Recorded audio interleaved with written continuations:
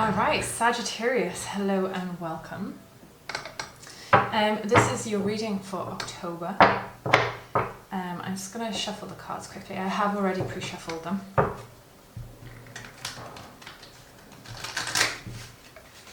You might see the cat appear or something. Alright, so what do we have in store for Sagittarius in October? Probably the worst shuffling imaginable. Alright. Thank you so much.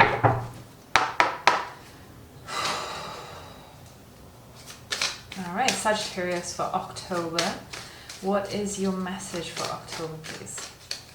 This is for Sagittarius, Sun, Moon and Rising during October.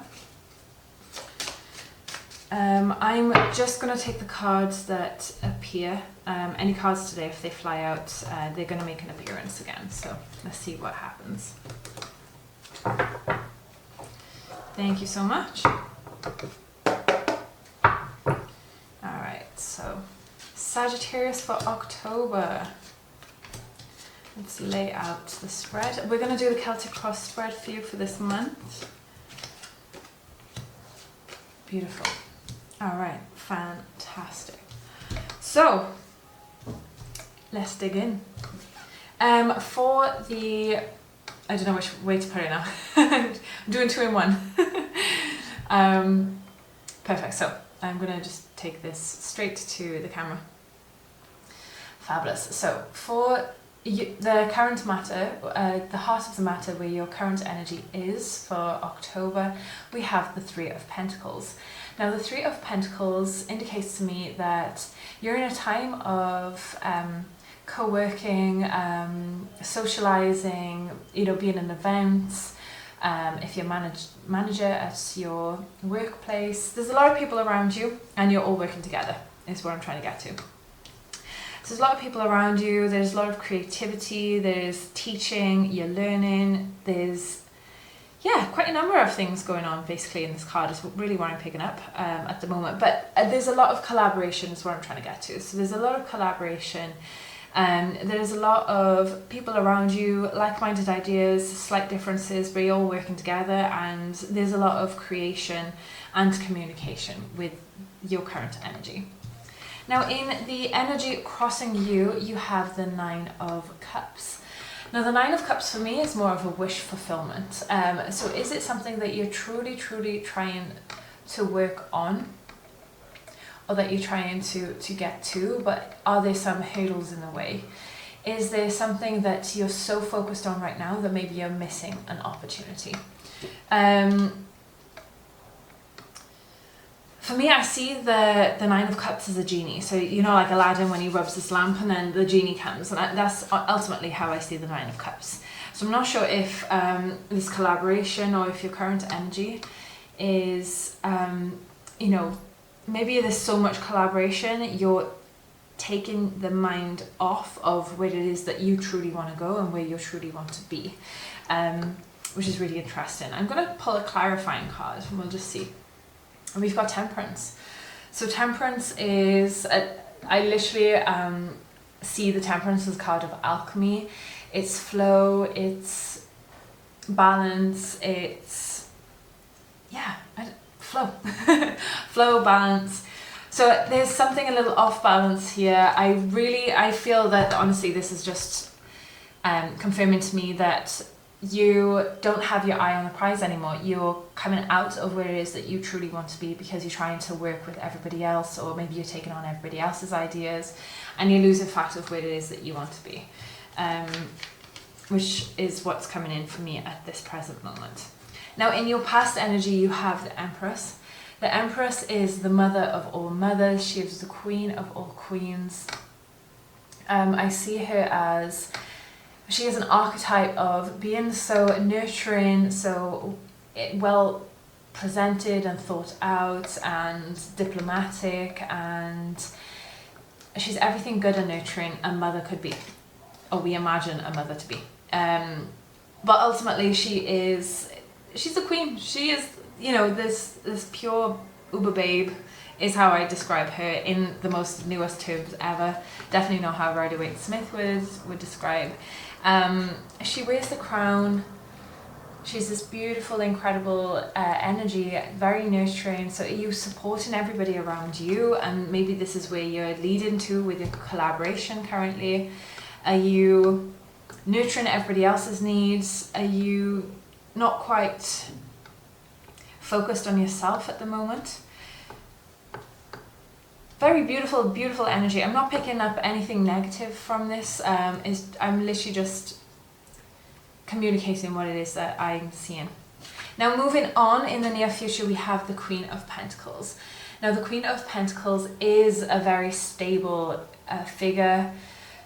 You know, she's also very nurturing. She's very diplomatic, thought out, very balanced, emotionally balanced. I'm going to say diplomatic again as well. Literally it knows where everything is, not someone who is, you know, very up in the air or chaotic at all. Very nurturing. The Queen of Pentacles is a very nurturing, stable figure. And the fact that you have this in your near future, I feel that this collaboration, or the Three of Pentacles, has allowed you to more focus on yourself, because you feel a bit pulled here, there, everywhere. So I feel that you've got that stability and you're understanding exactly what it is that you want to create for yourself. Now in your crown, you have the Judgment card. Now the Judgment card appears when there is a calling or a realization or an understanding, there's some clarity. What else?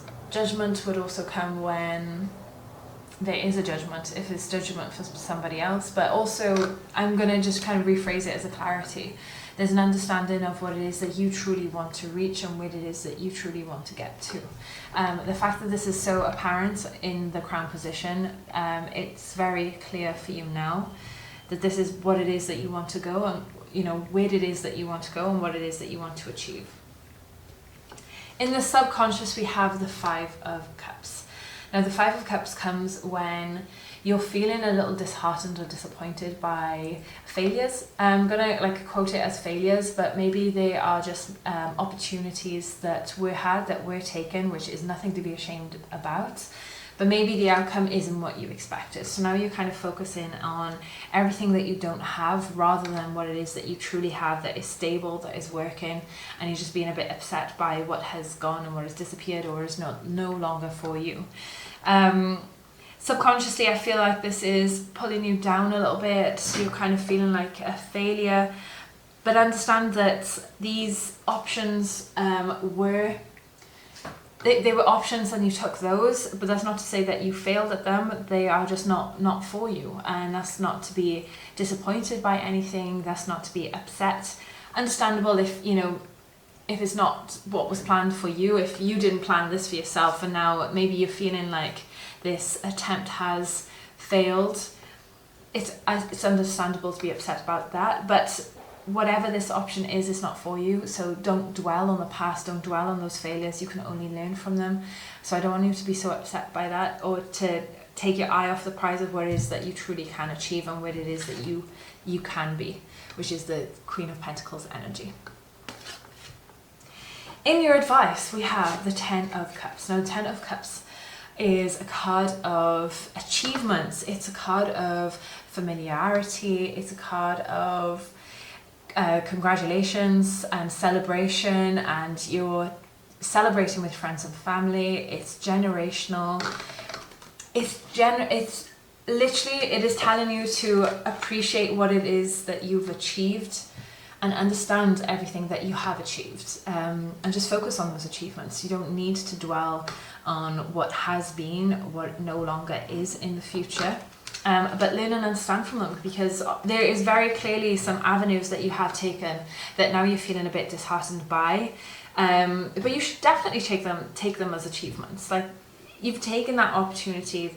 There's people that stay in their comfort zone and don't come out of the comfort zone, because that's become their world, and also that becomes a limitation. But clearly I see this here, that you are reaching beyond those limitations.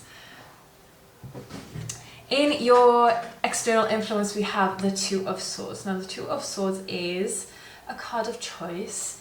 It's not quite understanding where to go next. It is kind of being on the fence about something, or maybe only seeing two options or two opinions, this or that thinking, rather than this, that, the other.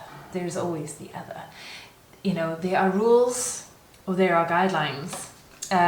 So try not to feel like there's only two options or two avenues. There's always a way around something. And for me, the Two of Swords is depicted by the island in the background. So the island in the background is, you know, you're on land and there's a few islands in the background of this card.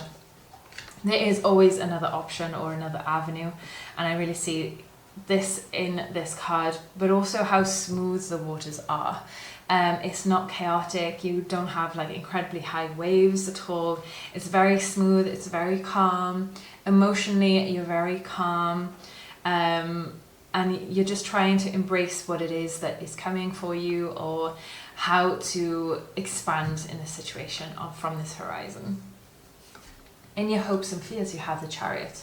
So you are definitely not stuck by all means. The Chariot comes when you are the driver of your destiny. You take your chariot as the rider, as the chariot. You take your chariot, you are guiding it. But not only are you guiding this, can you see that the Sphinx here has no reins? So ultimately, you are so confident of where it is that you're going. You've made this decision. There is no room for failure, because you are going for it. You understand that everything in your life is here to help you and to help guide you, and you are also just allowing your subconscious to just drive this chariot. You're so determined on what it is that you want to go. You're definitely going to achieve what it is that you want to achieve. There is nothing out of balance. You can see that this little tabletop here as well. I love the symbolism because it's so perfectly centered. You know, it's not spinning on the side. It's very Inception idea within this card.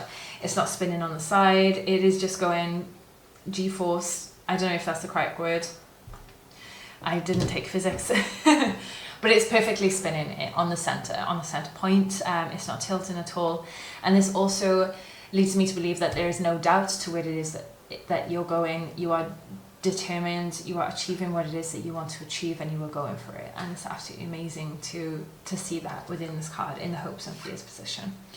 Now in your final outcome, we have another two card. The two card is card of choice. We've got the Two of Cups. For me, the Two of Cups is pretty much like the Lover's card. The fact that you've got such a beautiful card here. I'm trying to see if there's any other love cards.